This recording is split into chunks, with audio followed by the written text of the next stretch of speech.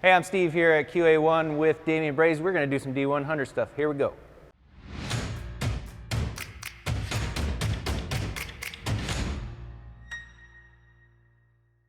We are back in the garage doing D100 things on this 69. Today we've got some development parts that we need to put on. What do we have, Damien?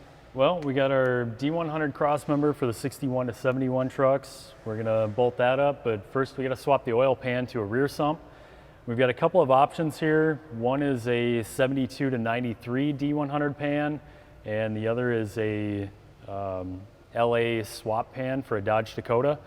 So we're gonna pick one and get that swapped out. And the reasoning for changing the front sump, Damien, on this one? So we're going to rack and pinion on this, and with the way the crossmember lays out, the front sump pan is going to be in the way of the rack and pinion. Aha!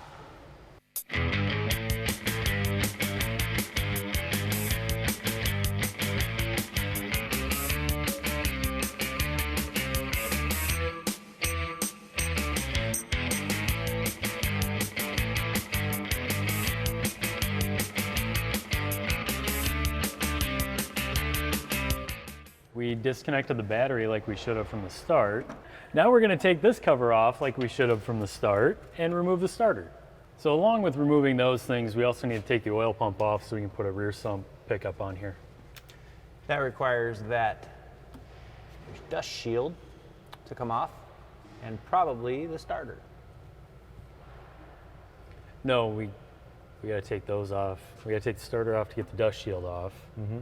We're taking the dust shield off to get the new pan in without messing up the new gasket. Yep. Yeah, you just said it reverse of what I did. Yeah, you made it sound like we know what we're doing. And oh, I never try to do that.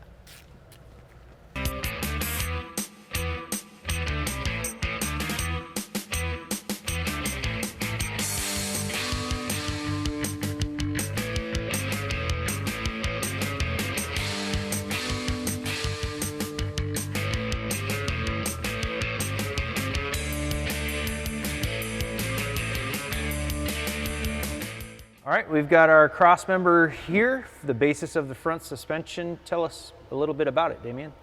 This is going to have our upper and lower control arm mounts, our upper shock mounts, the rack mounts.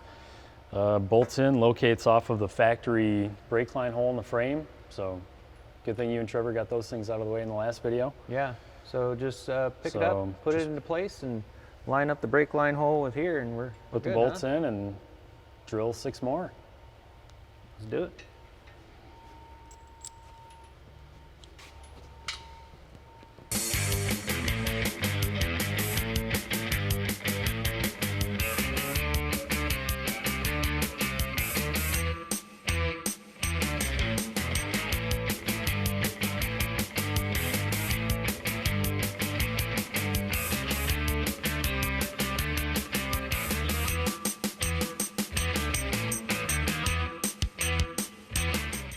A fun tech tip, if you don't have a transfer punch, put your, in this case, 1/2-inch drill bit in there, make a little divot, now your hole is centered, and you can come back with a pilot bit, drill it through, and then come back with a 1/2-inch, go all the way through. Now that we've got the crossmember up in place with the large bolt here, we can drill the holes into the frame. There's 2 here and 4 here, so that we can secure this on both sides. And then we're done.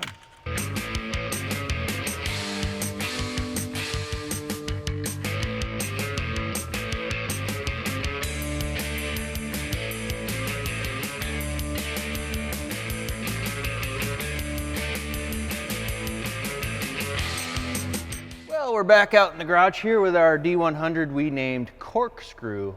And where we left off last time, Damien, what did we get done? We got the oil pan swapped out, put a rear sump pan in. We've got the starter and heat shields and dust shields and all that stuff back in. We got the crossmember in, all the holes drilled, fully bolted in. So what do we got going on this time? Now we're ready to put on some control arms, spindles, shocks, steering parts. Sweet, let's get her.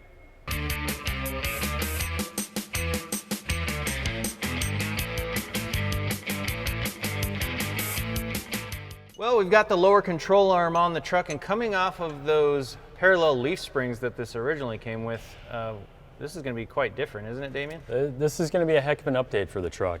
One, we're going to be able to lower the front end about 5 inches. Two, it's going to ride better and handle better with the independent suspension versus the parallel leaf springs. We've got the coil-over shocks with a double adjustable adjustment on it, so you can adjust compression and rebound independently of each other. You've got some ride height tunability in the suspension here. We've got the rack and pinion going in here in a few minutes once we get the control arms in. So yeah, this is going to be a completely different truck.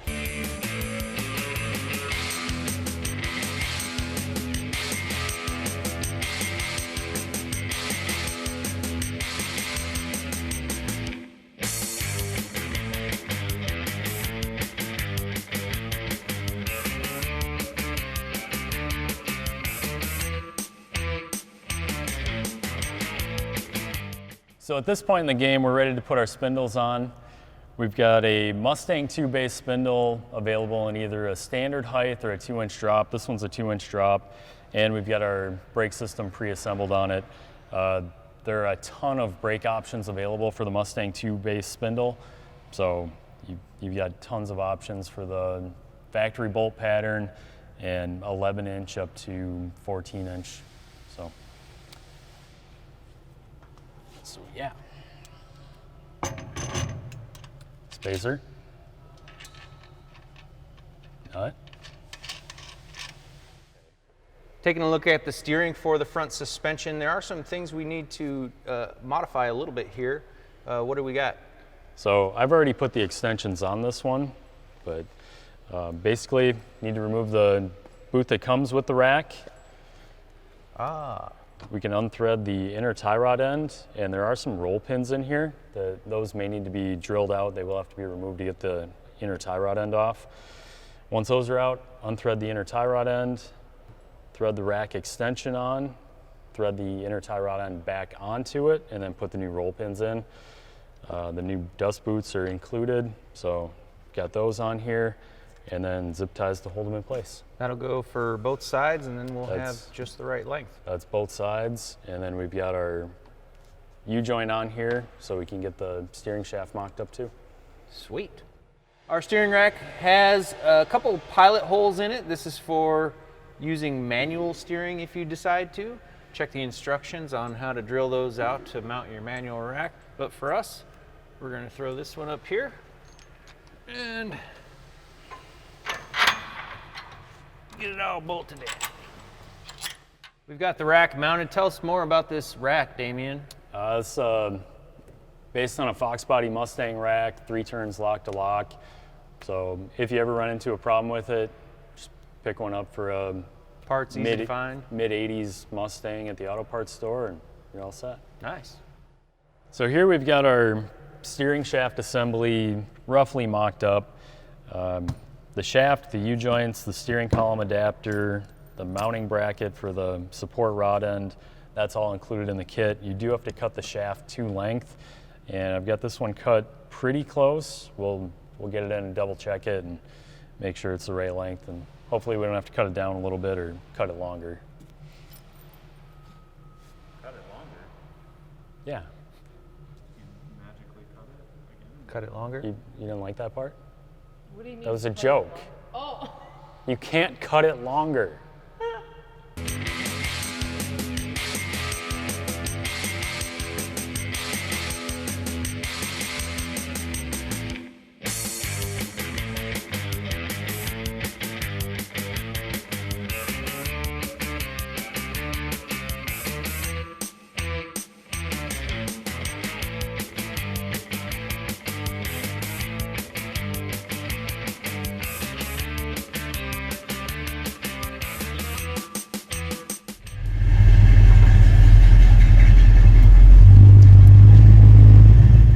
So things have changed a little bit with the D100. We've got the front end lowered about 6 inches, modified a flip kit in the rear, got that lowered about 6 inches. We've got these 20-inch Rocket Racing wheels on here with 295 40/20 tires, so plenty of tread width, about a 29-inch tall tire. We have Willwood disc brakes up front. We got a Willwood kit coming in for the rear soon. We need to update the master cylinder on the truck to work with both of those. We've got a little bit more tuning to do and we'll be ready to go drive it and dodge some cones.